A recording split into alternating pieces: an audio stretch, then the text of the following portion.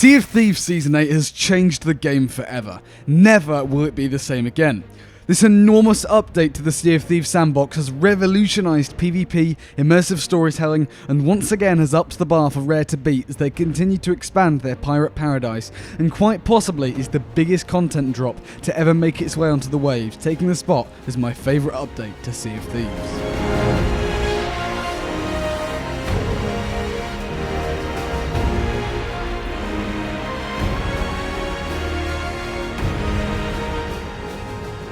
Season 8 introduced the battle for the Sea of Thieves with two factions. You can finally represent your chosen side of the ongoing war as you dive into on-demand PvP, literally. This is something that players have been asking for years, the ability to pick sides. We've seen them first introduced in Lost Sands and Return of the Damned, but Season 8 amplifies this to a whole new level, actively tracking the wins and losses of each fight and chronicling history in an ongoing fight for freedom or true piracy. One of the things that makes this update stand out though is the way that Sea of Thieves masks all the technical side of things with immersive storytelling, because there's no doubt this update has been an engineering nightmare to develop. Seamlessly travelling underwater is incredibly cool, especially how they imagine the dead space between the Sunken Kingdom. The addition of ancient structures, new sharks, megalodons, and best of all, krakens means that no matter how many times you dive underwater, it doesn't lose that flair. Oh yeah, and the seamless transitions are phenomenal, obviously. Finally being able to dive is so cool every time, but then resurfacing as your boat climbs and climbs and climbs and gets faster and faster, the music builds and builds until you burst out of the waves, and for both factions that moment is complemented so well with music respectively. On the face of it, this update is actually pretty small. You look at it from the outside and it doesn't seem at all big, but therein lies people's false perceptions. This update is all about the end game, if you will. You can level up the two factions, which are uncapped, a really nice addition, and there are no rewards before level 100, apart from a figurehead that keeps leveling up and titles. This I love. It's all about the grind to get Allegiance 100, but that's where it all truly starts. It's where you get inducted into either the Guardians of Fortune or the Servants of the Flame, which is where Season 8's content, as I say, truly begins. The new hideouts are stunning. They really are.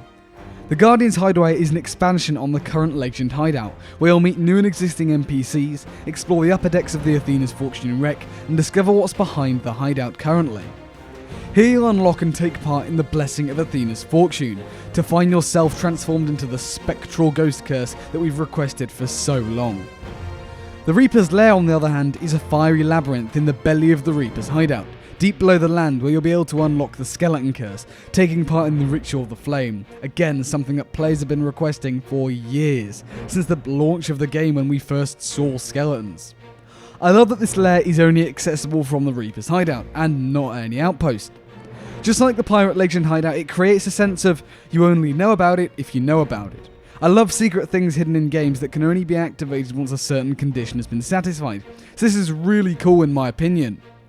With the Pirate Legend hideout, it's kind of obvious something exists as well, that people do know about this secret trading company because they have the emissary table there, and so to new players, I guess you can kind of work out that there's something more new area. With the Reaper's hideout area, you really don't know until you unlock it. The way you open it up as well with a brand new shanty, orchestral music, and the elevator down really adds to the immersion. Speaking of immersion, these new locations contain some of the, if not the, best locations in the whole game, alongside loads of new NPCs and are overall fantastic places to explore and really make you feel like you've truly unlocked something. The rewards though are just extraordinary. Allegiance 100 is where the content truly begins. For the Guardians of Fortune, from level 100 to 200 and by completing commendations, you'll unlock the Mysterious Stranger, Guardian Ghost and Magpie's Wing ship set. Sets we've been asking for ages. With the Reaper's Bones, from level 100 to 200 and by completing commendations, you'll unlock tons of, well, bones for your newly cursed pirate, which look amazing. Then at level 1000 Allegiance in both factions, you'll unlock the legendary Blessing of Athena's Fortune and the Golden Bones respectively, which is a really nice touch and something further to grind to, so you're not going to be done with the update anytime soon. Don't forget as well, you earn loads of gold if you play this update right, meaning it's a viable source of content even if you somehow get Allegiance 1000 quickly. And that's only the core content. Don't forget there's 2 new captaincy alignments with new trinkets and interiors, and loads of smaller bits and pieces. This is where the scope of this update truly comes into play. There is so much more they can do. No doubt countless more rewards will be added, the hideouts will be expanded and new NPCs added, and everything along that sort of road. Why will this happen, you ask? What is the purpose of the new faction hideouts apart from looking cool for the curses, I say to that? You can get all of the rewards for the Guardians of Fortune from Legendary Luke and Liz. Alright, I admit that you can't get the Reaper side of things without unlocking the lair, but realistically, they just don't have a huge point other than being awesome.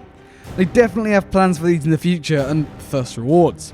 These locations are the building blocks for the future, they're the literal headquarters of the new factions. Additionally, Sea of Thieves can run events with these new mechanics. They have war chroniclers in the hideouts for each side that will actively track the current standings in the battle for the Sea of Thieves. They obviously have plans to do events or expand this update in the future, because I'm sure this would be a very difficult mechanic to implement, and one that a standalone update wouldn't necessarily need if it wasn't going to be revisited. I will admit that this update isn't perfect, it does have bugs and exploits, but it's certainly very well tested and much better than usual. I was so impressed with how polished it is. It only has very minor visual bugs, 2 small exploits and a couple very rare game-breaking issues, alongside some disabled milestones. Overall though, this is nothing compared to what happened with Season 7. This update does have questionable meta problems though, as well with regards to blunderbombs and supply issues, but nothing that won't blow by or be fixed. Generally speaking, this update is very polished. Season 8 will go down in the history books as the biggest update to Sea of Thieves ever. The impact of the content added on the 22nd of November has had and will have is tremendous. It's one of the most replayable features in the whole of Sea of Thieves and has incredible rewards, new locations, phenomenal progression and so much more. We haven't even started on the first ever pirate port being added before Christmas, the upcoming adventures and soon to be the second mystery. Season 8 is and will be the best ever time to be playing Sea of Thieves. Let me know what you think of all this down in the comments below. Thank you so much for watching. If you did enjoy, then please do consider leaving a like. It really helps out the channel an absolute ton, and subscribe to stay up to date with all the latest Sea of Thieves news as and when it comes out. And while you're at it, why not hit the bell as well so you never miss a single upload. But anyways, apart from all that, thanks for watching and I'll see you later.